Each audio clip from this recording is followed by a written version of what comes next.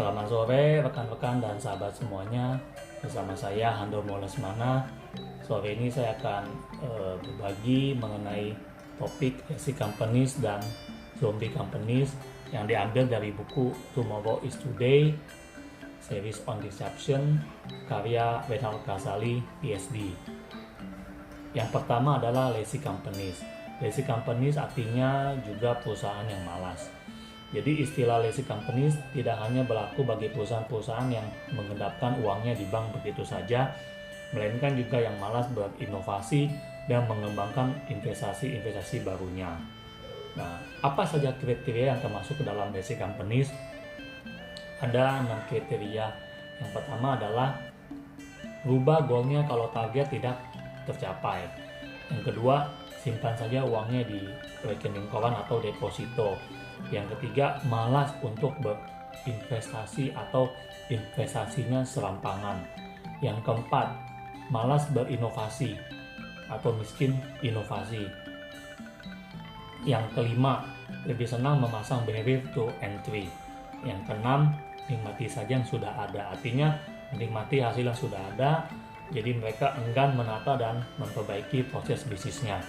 Nah, legacy companies ini akan cepat lambat terdisrupsi, bukan hanya pasarnya tetapi juga keberadaannya. Nah, contoh-contoh legacy companies ini diantara adalah yang pertama adalah Walkman dari Sony akhirnya tergilas oleh iPod dari iPhone. Kemudian juga ada Nokia tertinggal oleh iPhone dan Samsung. Kemudian juga Blockbuster tersalip oleh Netflix.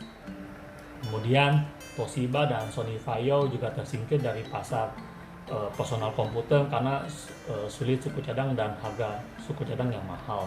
Kemudian juga ada handphone Sony Ericsson, sekarang juga tinggal kenangan. Juga yang terakhir adalah Kodak dan juga Polaroid juga tertinggal oleh kompetitornya yang lain. Nah, perusahaan-perusahaan terkemuka ini mengapa akhirnya bisa terdisrupsi? Karena salah satunya adalah mereka terlambat untuk melakukan inovasi. Nah, yang kedua adalah zombie companies. Apa itu zombie companies? Zombie companies adalah perusahaan yang menolak mati, tetap beroperasi kendati mendekati bangkrut atau sudah bangkrut. Jadi perusahaan ini menolak mati tapi tetap berusaha untuk tetap beroperasi. Jadi walaupun bisnisnya terdisrupsi, hidupnya tergantung pada hutang, menghasilkan pendapatan setelah dipotong berbagai biaya hanya cukup membayar suku bunga hutang atau belum juga pokok hutangnya. Nah, fenomena perusahaan zombie ini itu ada di hampir seluruh dunia. Contohnya adalah di negara matahari terbit, ya, yaitu pada tahun 1990 hingga akhirnya sampai dengan tahun 2017 kurang lebih ada 4.000 perusahaan pabrik zombie. Seperti yang dikutip dalam mediaindonesia.com edisi 5 Mei 2017 ada 4 perusahaan Jepang terkenal yang akhirnya terpuruk. Yang pertama adalah Toshiba, yang kedua adalah Sharp, akhirnya diambil alih oleh Foxconn pada tahun 2016. Kemudian yang ketiga ada Sanyo, juga akhirnya tahun 2009 diambil alih oleh Panasonic. Yang keempat adalah Olympus. Nah, ini adalah contoh-contoh zombie companies. Kemudian di Korea Selatan juga ada, yaitu di grup Daewoo. Grup Daewoo adalah grup nomor 2 terbesar di Korea Selatan setelah Hyundai Group.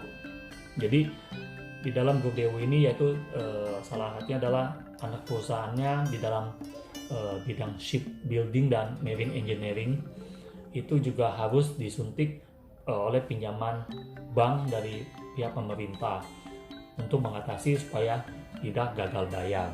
Nah, laporan Financial Times edisi 25 Mei 2017 itu mengutip data dari Bank of Korea dan Financial Supervisory Service, terdapat 3.278 perusahaan zombie dan 232 adalah perusahaan publik.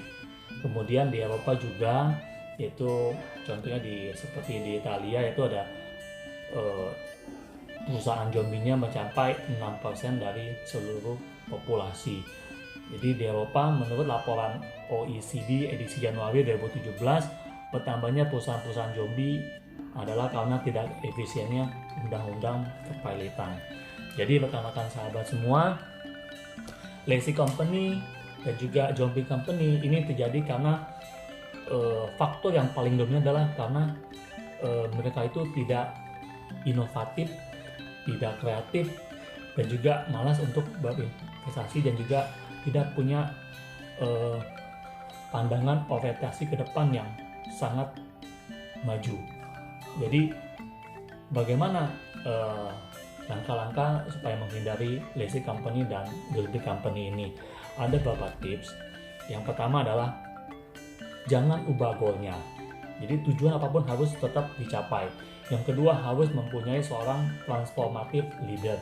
Yang ketiga, harus menyiapkan sumber daya manusia yang inovatif, kreatif, bekerja keras, dan berorientasi ke depan.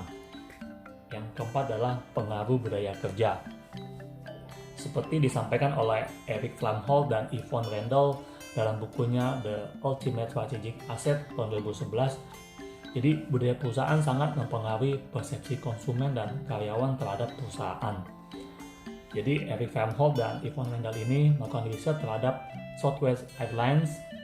Itu mereka melihat budaya kerjanya yang terkenal serba santai tetapi ramah.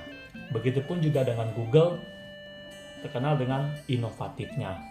Jadi rekan-rekan dan sahabat semua, kita semua hidup di era baru, era disruption. Era ini mengharuskan setiap perusahaan, lembaga melakukan hal yang lebih dari mempertahankan inovasi atau sustaining innovation. Jadi di era ini menurut kita melakukan apa yang disebut disruptive innovation, yaitu inovasi menyeluruh yang mengubah metode, cara kerja, produk yang tidak relevan, kemudian termasuk mengubah bentuk, ukuran, dan desain. Jadi dengan kata lain, disruption adalah perubahan yang menghadirkan masa depan ke masa kini. Jadi saat ini kita memiliki 3 zona waktu, yaitu masa lalu, saat ini, dan masa depan. Dan hanya mereka yang mampu membawa masa depan ke hari ini yang akan dapat bertahan dan selamat. Jadi orang-orang yang selamat karena mampu melakukan yang namanya self disruption. Artinya mampu membaca masa depan dengan jelas. Jadi terakhir ada kutipan bait dari lagu Tomorrow is Today yang ditulis Billy Joel pada tahun 1971. Itu adalah I've been living for the moment, but I just can't my way and I'm afraid to go sleep, cause tomorrow is today.